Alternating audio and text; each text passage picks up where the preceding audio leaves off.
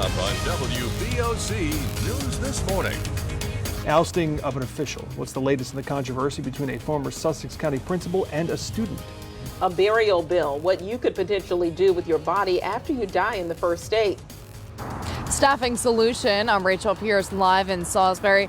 How the Salisbury Police Department is combating its staffing shortage.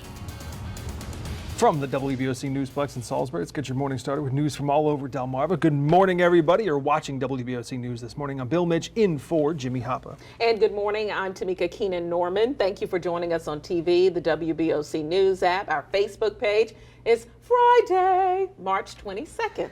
Mike Lishniak with us this morning as well. Good morning. Good morning. So we get to enjoy this dry weather today before the rain arrives. Right, and tomorrow's going to be miserable here on Delmarva, so take advantage of it. Get the dog walks in because tomorrow no dog's going to want to go outside. It is a cold morning this morning, so if you're going to walk Fido, you're going to want to have all the layers on out the door. Live look from the harbor side of West Ocean City from our camera, sponsored by Orsted. We're in the 20s this morning, all across the area, a little warmer as you get out towards the beach towns. Later on today, we'll see the clouds on the increase, highs in the 50s with the rain arriving tonight. We'll talk about when the heaviest rain falls, how much rain will fall by the time we wake up on Sunday, and how windy things will be tomorrow as well in 5 to 6 minutes. All right. Thanks, Mike. At 6:01, the Indian River School Board formally voted to fire a former Sussex Central principal. The termination decision follows a nearly year-long controversy stemming from an incident back in May of 2023. According to a press release issued by Dr. Bradley Layfield's attorney, the school board voted 7-0 last night to fire Layfield. The ex-principal was placed on administrative leave in August and fired in November. Layfield is accused of using surveillance video showing a student's exposed breast to mock that student. Layfield's lawyer has argued Layfield used the video surveillance appropriately and constitutional violations took place in Layfield's dismissal. A retired Delaware Superior Court judge was expected to deliver his recommendation as to Layfield's firing in the following weeks after the public termination hearing. It is 6:02 and there is a new agreement to serve and protect the town of Ridgely. More law enforcement are being recruited to fill in for the town's recently suspended police department. Earlier this week, town officials, the Caroline County Sheriff's Office, and the Caroline County Commissioners signed an agreement that would provide extra patrolling. According to the County Commission President, Travis Breeding, the agreement would provide an additional 35 hours per week to the town with a dedicated sheriff's deputy incorporated within town limits. It's just providing that additional coverage that, that the town residents are requesting. The agreement between Ridgely town leaders and the county goes into effect on April 1st. The Caroline County Sheriff's Office tells WBOC there has been no uptick in crime since the Ridgely Police Department was suspended last week. As for the details of the investigation into the police department, we asked the Maryland State Prosecutor about it again on Thursday, and once again, we were told they had no comment about the Ridgely investigation. Meanwhile, the Salisbury Police Department is trying something new to balance its staffing shortage. Rachel Pierce joining us this morning from the Salisbury Police Department. Good morning, Rachel. The department has started a new officer reserve program that would allow retired officers to come back and work part-time. Hey, good morning, Tamika. So while many of us might dream of retirement, at least one retired Salisbury police officer missed his job so much he's coming back here part-time. It works out for him because he can keep his certification, but it also helps the full-time officers here who are overworked because of the staffing shortage. Salisbury Police Chief Dave Mindshine says that Officer Barry Tucker would be able to work community-based events like the Folk Festival, 5K, or Marathon. These reserve officers would have the same powers to arrest and responsibilities. The only difference is that they're part-time where they are needed. Chief Mindshine says just having at least one more officer can be a tremendous help. Or instead of having one of our full-time officers mandated to work it, this is a situation where if Barry's available, we can plug him right in and he can participate instead of having to mandate somebody to do it. So it's really just a win for us, and it's a win for Officer Tucker as well, being able to keep a certification. Yeah. Chief Mindshine says that he really wants to grow the program. So when more officers retire, this is something he wants to ask them in something like an exit interview, just to gauge if this is something that they also would be interested in. Tamika, back to you. All right. Rachel Pierce, live in Salisbury. Thank you. 6:05, and there could soon be a new burial method in the first state. Delaware Senate has given final approval to a bill allowing a practice called natural organic reduction, which is often referred to as human composting. Supporters say it is an environmentally friendly and less costly alternative to traditional burials and cremation. They say human composting uses less energy and doesn't involve the use of formaldehyde or release carbon dioxide and mercury into the atmosphere.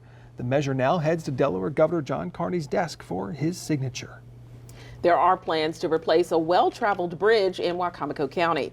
MDOT says they're starting construction on the South Salisbury Boulevard Bridge over a prong of the Wicomico River, seen here from Chopper 16. The $12.6 million project includes sidewalks and a shared-use bike and hiker path.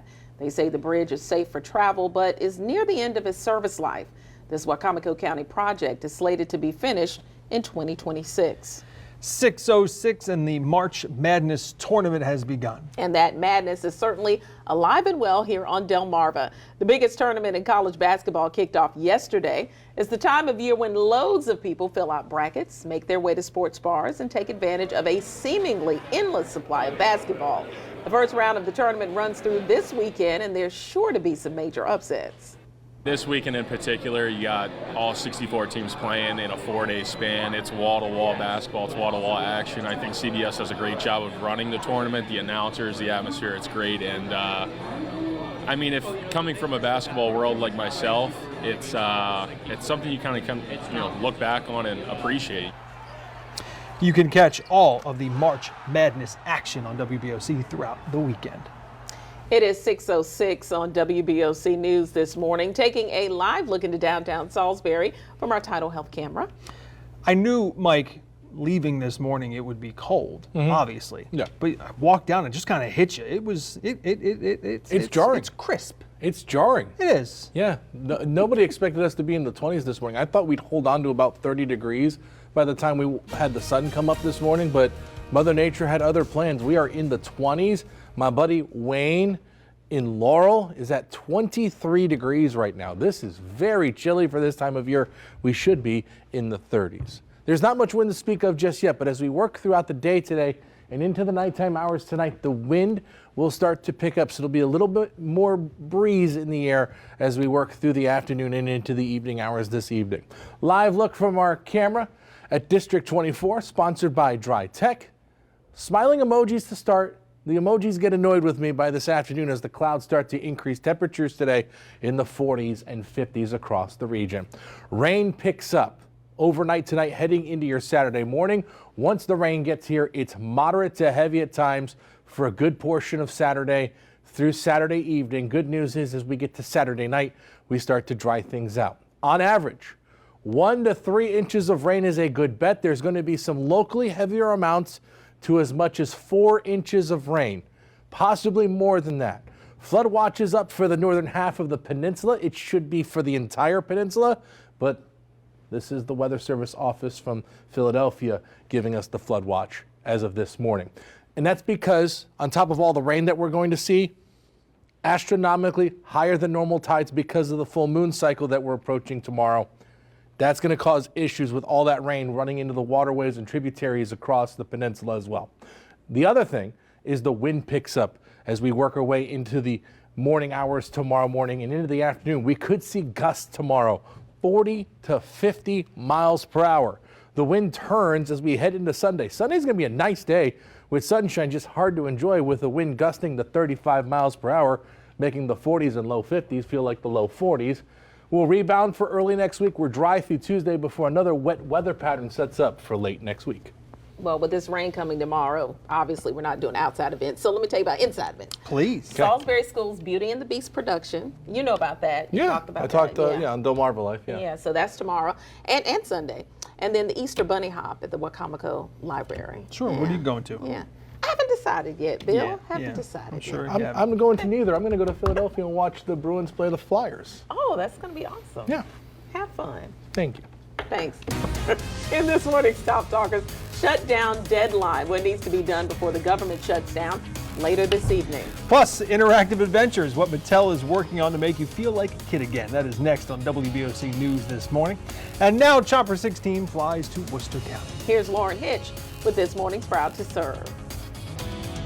A monument created to honor Indigenous people on the East Coast. Let's fly over the Nanacoke with Chopper 16. The 20-foot-tall wooden sculpture Inland Indians, or the Nanacoke, was carved out of a 100-year-old oak. The monument was completed in 1976. It was sculpted as part of a series by Peter Toth called Trail of the Whispering Giants. In 2006, Toth returned to OC to restore the sculpture. It was given to Maryland as a gift. The sculpture shows a member of the Assateague tribe, which was a former tribe of the Nanacoke people. In the 1700s, they were pressured by colonists to migrate through Delaware and Pennsylvania. Today, the Nanacoke people are a federal and state-recognized tribe in Delaware. Another statue by Toth honoring Native Americans can also be found in Bethany. WBOC is proud to serve the Trail of Whispering Giants and all of Worcester County, and proud to be sponsored by Johnny Janosik's Outlet and Clearance Centers, Route 13 Laurel and Dover, with a large, unique selection of in-stock furniture and mattresses up to 70% off. Floor samples, closeouts, one-of-a-kind finds that you can take home today. I'm Lauren Hitch with Chopper 16. You're watching WBOC News This Morning with Jimmy Hoppa, Tamika Keenan-Norman, meteorologist Mike Lichniak, and Chopper 16. At 6:14, some of the most talked about stories in this morning's Top Talkers. Congress is up against the clock to avoid a partial government shutdown. Lawmakers have until tonight to pass a spending deal. Thursday, lawmakers unveiled a $1.2 trillion spending package that would fund the government through the rest of the fiscal year. Republican House Speaker Mike Johnson praised the plan, but the bill must first pass the House, then it must pass the Senate, all before the end of the day today. Now here's some of what's in the proposed funding plan.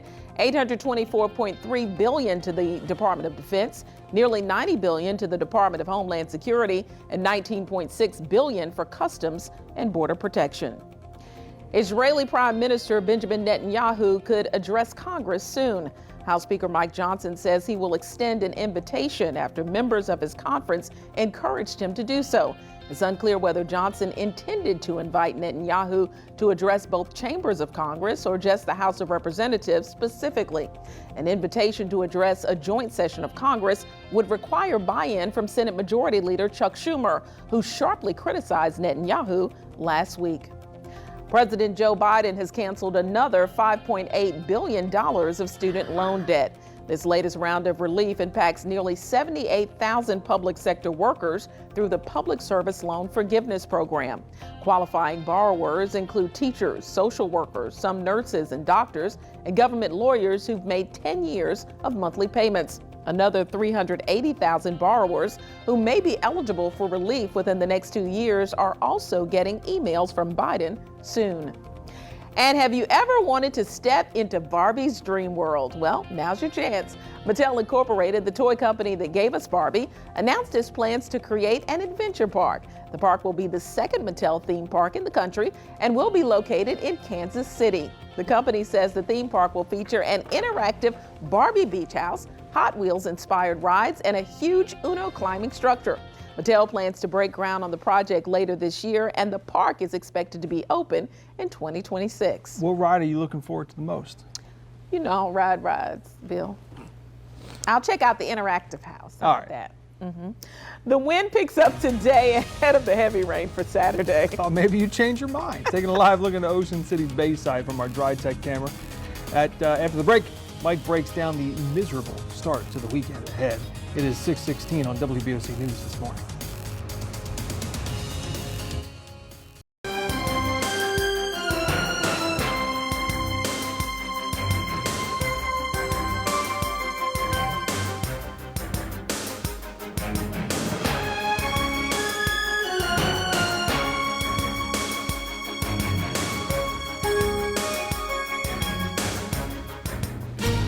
Hi there, everybody, and a happy Friday to you.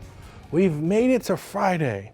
It is chilly out the door this morning, so as the kids head out to the bus stop, all the extra layers are a good idea. We're in the 20s across the area right now. By later on today, we'll rebound 40s and 50s. The clouds, though, will be on the increase, and the breeze picks up throughout the course of this Friday ahead of our rain chances that begin to arrive overnight tonight heading into your Saturday morning. You can see the yellows and the oranges and the reds here on Futurecast indicating moderate to heavy rain will be falling for much of the day on Saturday, even into Saturday late in the day. By Saturday night, we start to dry things out and it sets up for a really nice Sunday on Delmarva. But 1 to 3 inches of rain will have fallen by then. Locally, we could see some heavier amounts to as much as 4 inches, which is why we have flood watches up for the northern half of the peninsula. And as that breeze picks up throughout the night tonight, it will turn very windy heading into our Saturday, where we could see a few gusts from time to time to as high as 45 to 50 miles per hour. Still ahead on WBOC News this morning, starting off strong. Next up in your sports, Snow Hill and Colonel Richardson's face off in a tight matchup on the baseball diamond. It is 6:21 on WBOC News this morning.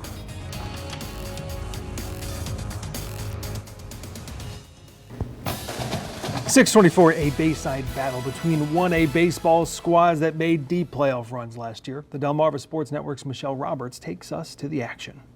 The Delmarva Sports Network from the Wawa Studios. Good morning. A pitcher's duel in a season opener between 1A foes Snow Hill and Colonel Richardson. Top of the first, bases loaded for Colonel, and Garrett Williams gets out of the inning to keep it locked at 0. And Colonel's ace Daniel Hessen answers back with one of his 8 Ks in this game. In the top of the third, a balk by Williams brings 1 run across the plate for the Colonels.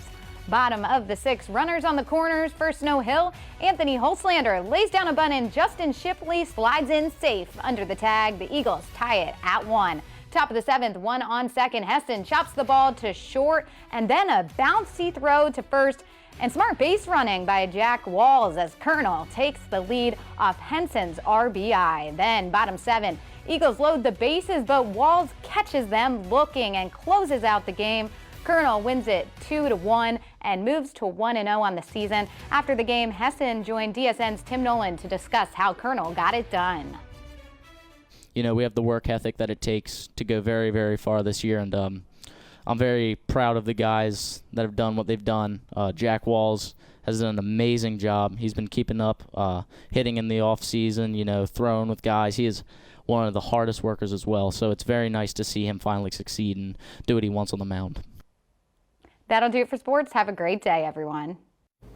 Still dry today. Before we get to rehydrate our mud, taking a live look into Ocean City from our Gateway Subaru camera at the Commander Hotel.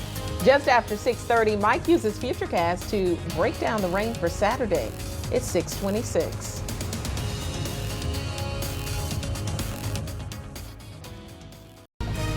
Hi there, everybody. Good morning to you. Having a live look from our camera at the VFW in Ocean View, thanks to our friends at Gutter Helmet. It is a cold morning out the door. Many of us are in the 20s right now, so you'll definitely want a couple extra layers heading out this morning. By later on today, we should rebound into the 40s and 50s across the area with a good amount of sunshine the first part of the day. The clouds increase this afternoon, this evening, ahead of rain that begins to arrive by tonight. And once the rain starts tonight, it doesn't stop till we get to tomorrow night. Good morning. For Mike Lichniak, I'm Tamika Keenan-Norman. And for Rachel Pierce, I'm Bill Mitch. You're watching WBOC News this morning. It is 6:30 on Friday, March 22nd.